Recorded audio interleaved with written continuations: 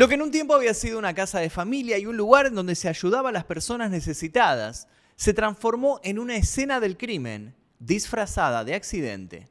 Si bien cada familia es un mundo, hay veces que lo cotidiano para uno es extraño para otros. Los García Belsunce se manejaban de una manera muy particular a la hora de lidiar con el cuerpo de María Marta. Pero, ¿por qué? En este episodio vamos a ver cómo un cuerpo que fue encontrado sin vida desenterró una serie de preguntas que complicaron la investigación y volvieron más hermética a una familia que no estaba dispuesta a manejarse de una manera considerada como convencional. Esto es María Marta, el crimen del country, el podcast. Mi nombre es Magnus Mephisto. Acompáñame a revivir los momentos clave de una de las muertes más llamativas de la historia argentina, el contexto de un país en crisis y las razones para no perderte ni un instante de la nueva serie de HBO original, en las voces de sus protagonistas y sus creadores. Hoy nos va a visitar Jorge Marrale, quien ocupa el rol de Carrascosa en esta ficción. Ya sea que elijas ver la serie completa en HBO Max o semana a semana en HBO, a lo largo de los 8 episodios podrás ampliar tu experiencia escuchando este podcast, ya sea en YouTube, en Spotify o en tu plataforma favorita. Todo preparado para la investigación en este episodio. Lo que dice el cuerpo. El 27 de octubre de 2002, Carlos Carrascosa se dirigió hacia su casa. Tras saludar a un vigilador del country que curiosamente andaba por ahí, entró y llamó a María Marta, pero no recibió respuesta. Siguió buscando y subió a la primera planta. En el baño, halló a su mujer muerta, con medio cuerpo metido dentro de la bañera. Todo parecía indicar que se había golpeado la cabeza con las canillas. Carlos Carrascosa, desesperado, se dirigió hacia la ventana para pedir ayuda y fue entonces cuando vio a la masajista que estaba sacando sus elementos del auto. Cuando la masajista entró, vio a María Marta tirada en el suelo, boca arriba, situada entre el baño y la habitación. Allí estaba Carrascosa, acariciándole el pelo. El piso estaba todo mojado. Había sangre al costado del bidet. La bañera estaba llena de agua teñida de rojo. La masajista entonces comenzó a hacerle respiración boca a boca y maniobras de RCP al cuerpo de María Marta. Carrascosa llamó a Bartoli sin pensarlo demasiado y lo atendió Irene. Cuando escuchó la voz de su cuñada le dijo: «Tu hermana tuvo un accidente, vení». Y cortó. Todo sucedió muy rápido. Inmediatamente llamó a la obra social. Necesito una ambulancia urgente para una persona que se cayó en la bañadera. María. Se golpeó y está como aguada. ¿Me indica la dirección, por favor? Quedan 10 Country Club, es el kilómetro 55 de Panamericana. Mientras tanto llegó Bartoli, que entró corriendo y se encontró con Carlos, que bajaba de la primera planta. Parecía estar en shock. A los segundos llegó otra parte de la familia.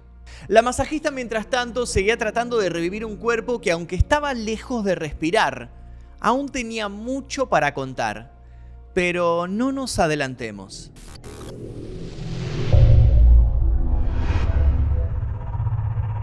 Afuera ya se había estacionado una ambulancia. Un médico y su asistente bajaron, se equiparon y entraron a la vivienda sin saber que aquello iba a cambiarles la vida. Cuando estaban dentro, vieron que había alrededor de 10 personas. Todos les dijeron que María Marta había tenido un accidente en la bañera, en la primera planta. Subieron la escalera y la vieron tirada en el suelo. La masajista estaba tratando de reanimarla. Lo primero que hicieron los médicos fue insistir con el RCP. Tras 20 minutos de maniobras ininterrumpidas, desistieron.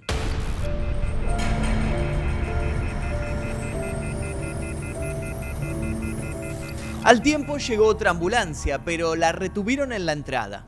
Ante la insistencia de los médicos, llamaron a la casa. Les preguntaron si tenían un tubo de oxígeno. Como respondieron afirmativamente, los dejaron pasar. Cuando los segundos médicos entraron, todos se mostraron presurosos en remarcar que ya habían arreglado con el doctor que había llegado antes que ellos. El mismo médico había sugerido que limpiaran el baño para que la familia no viera tal escena. También le había dado unos guantes de goma a la masajista y le había pedido que retirara el tapón de la bañera. El médico, que acababa de ingresar, no vio aquellas acciones con buenos ojos. Cuando revisó a María Marta, palpó 3 orificios en el cráneo. En uno logró introducir el dedo índice hasta la mitad, lo que le llamó la atención. «Flaco, te estás metiendo en un despelote», le dijo antes de hacerle una pregunta clave. «¿Vos vas a firmar el certificado de defunción? Porque yo no pienso firmar». La respuesta del otro fue concisa. «Yo tampoco». El segundo médico advirtió entonces sobre el carácter dudoso de la muerte. El primer grupo le aseguró que ellos iban a encargar de hacer los llamados correspondientes a la policía. Nunca lo hicieron.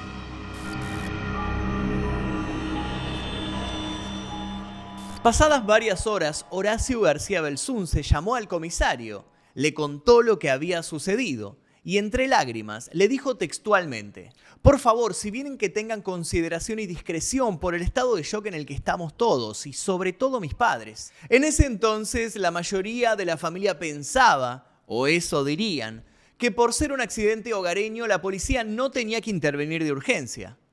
Gran error. Al otro día la prioridad de Carlos Carrascosa fue conseguir un forense. Horacio se volvió a hacer cargo y llamó al comisario para que enviara uno. Luego llamó a quien en aquel momento era fiscal de la Cámara de Casación.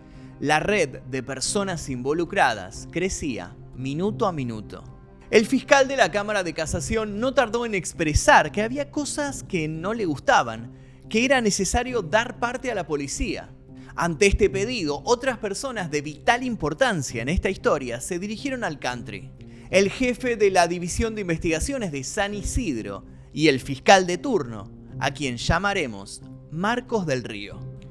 Cuando llegaron, se volvió a repetir la explicación del accidente. Del Río preguntó sobre el entierro y pidió subir al dormitorio para ver a María Marta. La mujer ya estaba cambiada y maquillada. El fiscal estuvo un rato a medio metro del cuerpo. Por razones que en otros episodios trataremos de entender, no pidió una autopsia. Se configuraban los elementos claves de un caso que a futuro desvelaría a todo un país.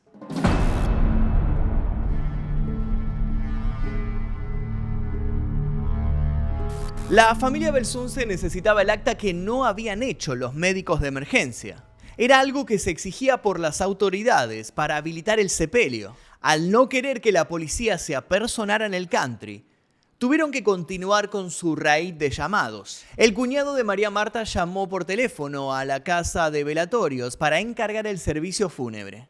Como quien no quiere la cosa, le hizo la pregunta de rigor: ¿pueden conseguir un médico que firme el certificado de defunción?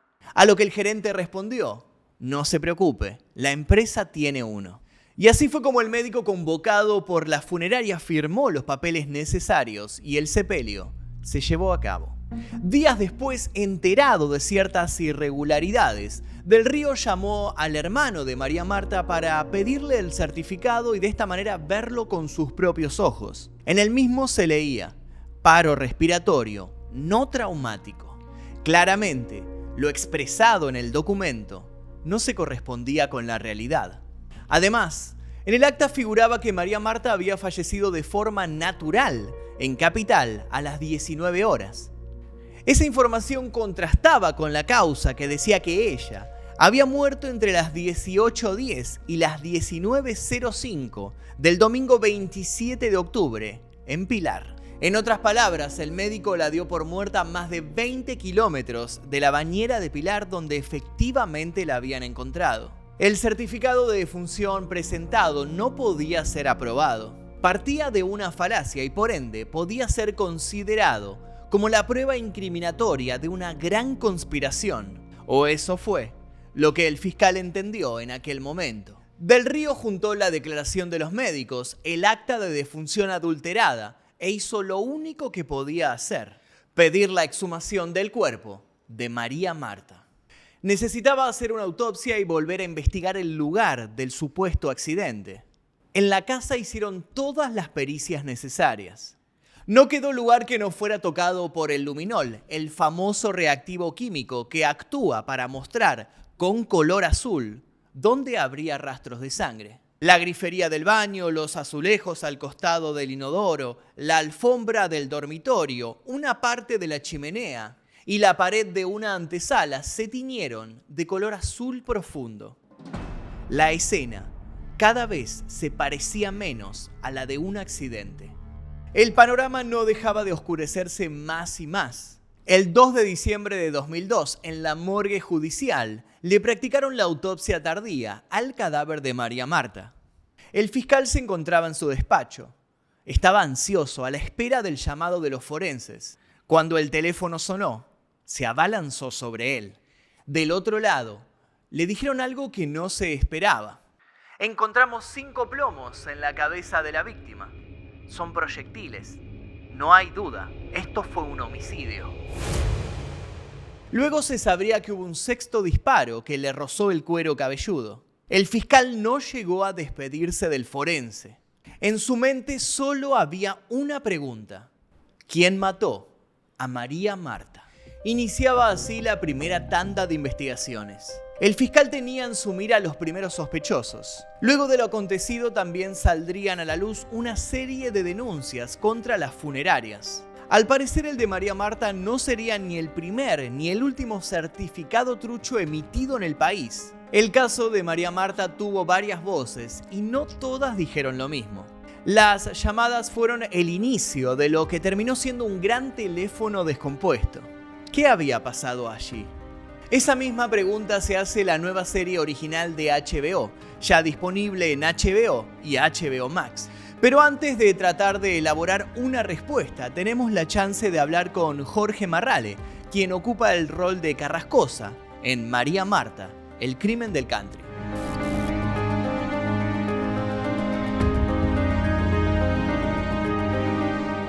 Nos encontramos con Jorge Marrale, quien interpreta a Carrascosa en María Marta, el crimen del country. Hola Jorge, ¿cómo estás? ¿Qué tal? Muy bien, muy bien. Bueno, te tocó interpretar a Carrascosa. ¿Cómo fue crear este personaje tan particular? Sí, decís bien, es particular, ¿no? No fue sencillo, no fue nada sencillo. Tuve que un poco investigar no solamente desde lo audiovisual que uno veía de Carlos Carrascosa, sino meterme un poco en la historia de lo que le había pasado y un poco cuáles eran los antecedentes que él tenía, ¿no? Cómo funcionaba como persona antes de que todo esto sucediera y sobre todo cómo era su vínculo con María Marta, ¿no? Y eso fue como lo más importante, por lo menos para mí, para tener un visionado de por dónde circulaba, para después meterme un poco en descubrir el carácter de él, ¿no? Y sobre todo porque después, cuando sucede la tragedia, digamos, se empieza a ver un Carrascosa que uno probablemente no imaginaba antes del acontecimiento. Y eso fue lo que yo intenté trabajar, ver en dónde estaba el clic de él después de la muerte de su mujer. No solamente después de la muerte, sino cuando se descubre para él el asesinato. Tal cual. A mí me parece que son 2 etapas absolutamente distintas, digamos, porque además él tenía el antecedente de que su madre había tenido un accidente similar en una bañera. Entonces, supongo yo, por lo menos yo traté de incorporar en mí la idea de que eso sí era así realmente. Además, la estructura del baño, la arquitectura del baño es una arquitectura compleja, porque terminaba arriba con ángulos y demás, y es probable que uno diga, uy, acá hay que hacer amagues para meterse abajo de la ducha, con lo cual la idea de que pudo haber sido un accidente yo la viví como real, como no como después se dice, que era un escape. No, yo, digamos, desde la interpretación lo viví como te que compenetraste, él, claro, sí, en eso. En lo que él creía firmemente. Exactamente, por eso después de la autopsia que dura tanto tiempo, de que se decide hacer la autopsia, ahí se descubre que tiene 5 balas en la cabeza y un 6º, que es después el que rebota y es el pituto. Con lo cual ahí cambia toda la historia, ¿no? De una muerte que crees que puede ser por un accidente a un asesinato con esa alevosía de tener 5 balazos en la cabeza. Se le cambia absolutamente la estructura, por lo menos la que yo intenté, en función del guión y de lo que hablábamos con Daniela Goggi, ¿no? Que es la directora. Tal cual. Y a la hora de construir un personaje que tiene su contraparte real, que uno puede ver los archivos, puede ver cómo se movía, cómo hablaba, los gestos, y otra parte de ficción, ¿no? Lo que estás diciendo que aparece en el guión, lo que la directora te indicaba. ¿Cómo preferís construirlo? ¿Sos de estudiar, tal vez ver las entrevistas, decir lo voy a imitar tal cual, o preferís darle rienda suelta al personaje? Traté de ver cómo era cierta modalidad, pero sobre todo para detectar alguna forma del carácter, como te decía al comienzo. A ver, cómo a través de cómo hablaba, a ver cómo si puedo detectar, que es para mí lo más atractivo, ¿no? Uh-huh. Cuando uno hace un contemporáneo de uno y que está vivo. Uh-huh. A ver si uno puede descubrir por lo que ve, por cómo mira, descubrir algo más interno. A mí lo que más me ocupa en la construcción del personaje es lo que no se ve. Claro. Lo que no se ve, que es lo que en general todos tenemos, que a veces mostramos y a veces no, y detectar eso, el secreto, el misterio del otro, es lo que a mí me sirve como para hilvanar y decir, bueno, va por acá o no. Eso es lo que me parece lo más atractivo, ¿no? Miré cosas, pero no para imitar. No para imitar, no. La mímesis no es lo que me interesa a mí. Yo creo que lo que importa es que lo que uno haga tenga verdad, ¿no? Y que la construcción de esa ficción, de la construcción de ese carácter, sea creíble, esencialmente que sea creíble. Claro. Carrascosa y María Marta tienen una relación muy cercana. Él siempre se lo muestra muy dolido, ¿no?, por lo que sucede. Sin embargo, en la serie prácticamente no comparten tiempo juntos. O sea, ya arranca perdiéndola, digamos. O sea, ¿cómo se construye esta relación entre ellos sin estar ella presente? Bueno, eso fue un trabajo que hicimos muy, muy interesante con Laura y con Daniela Golgi, ¿no? Tuvimos que construirlo. Claro. Porque la historia, por lo menos la ficción que nosotros tuvimos que contar, tiene facetas de ellos previas, pero no demasiadas. Okay. Porque está concentrada la historia en lo que sucede con la muerte de ella, ¿no? Con el asesinato. Y eso es lo que hace que la historia, digamos, es un fuelle que va hacia adelante, ¿no? Poco hacia atrás. Digamos, eso es interesante porque también, y eso fue lo que me pareció también que era bueno, Carrascosa no es un melancólico en la ficción que yo construí. No es alguien que está llorando todo el tiempo lo pasado. Vive el vínculo que tuvo con su esposa de una manera, primero, sorprendente, lógicamente que es el amor perdido, digamos, ¿no? Es algo que además él fantaseaba, que con el dinero que había hecho ya estaba bastante tranquilo, y lo único que fantaseaba era viajar y disfrutar de la vida con su mujer. Claro, una vida tranquila, ¿no? Absolutamente no tenía ninguna tranquila. Ambición fuera de eso. No se le veía ninguna ambición. Claro.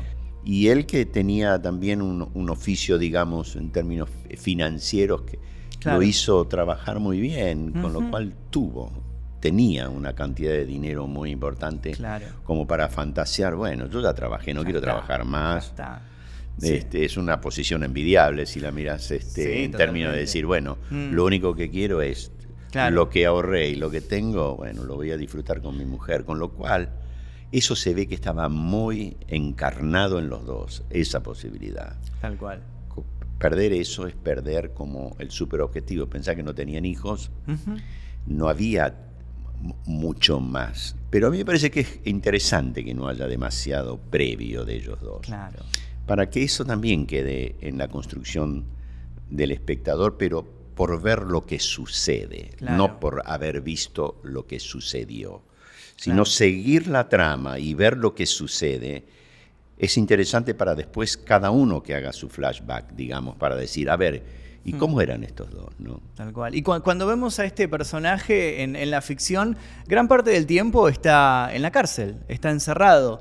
¿Tuviste que estudiar algo del ámbito carcelario? ¿Cómo se construye, digamos, el presente, digamos, de este personaje encerrado ahí, atrapado, o sea, fuera de la seguridad del country, de su hogar?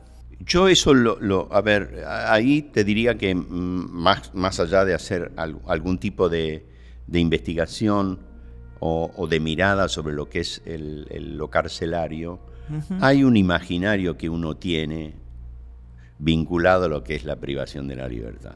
Tal cual. Vos tenés el tuyo, yo tengo el mío, tal cual. y creo que si empezamos a hablar con los que están acá presentes, ¿no? Cada uno tiene su imaginario de lo que es no tener la posibilidad de tener independencia, salir, hablar, Claro. hacer de tu vida y estar Sí. en un espacio más chico que Y de lo que sucede ahí dentro. y de lo que también, ¿no? sucede ahí adentro y con el vínculo particular que estas personas tienen entre sí, con lo riesgoso que eso significa, sobre todo para cuando entra alguien que se supone que es de una posición acomodada en un ámbito donde la justicia se ocupa más de los pobres que de los ricos. Entonces es una mosca blanca en el medio de un espacio muy particular. Muy hostil, se puede Muy decir. hostil. De todas maneras, él hace una comparación cuando habla con Malu y con María. Y dice, yo viajé bastante, y me imaginé, o quise imaginarme, que estar en la cárcel era como un poco cuando salía a alta mar y tenía que quedarme tanto tiempo afuera, conviviendo con gente que uno conocía, pero que de todas maneras uno hacía un mundo muy personal, muy particular. Y al momento en que te llega este proyecto a vos, ¿lo tenías presente al caso? ¿Recordabas cuando había sucedido? ¿O le habías prestado atención en su momento? ¿O? Sí, porque es un caso que la verdad que sumergió a todo el país en el 2002. Eso fue muy fuerte lo que sucedió, y además fue como en capítulos, ¿no? Porque lo que se armó también desde los medios fue, vamos a hacer una historia paralela, vamos a contar esto como para que la gente se enganche, compren diarios, vean mucha televisión, consuman publicidad, etcétera, etcétera. O sea que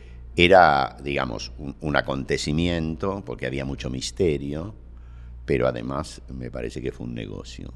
Tal cual, tal cual. Y si pudieras resumirle o contarle a los espectadores qué van a encontrar en esta ficción, ¿qué podrías destacar? ¿Qué fue lo que tal vez más te quedó a vos de la experiencia de haber estado ahí presente?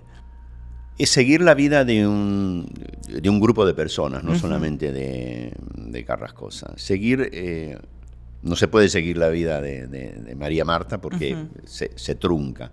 Se sabe, bueno, que estaba en Missing Children y demás, pero lo que se ve es cómo los humanos, en función de la justicia y en función de los medios, somos sujetos a veces de un titiritero.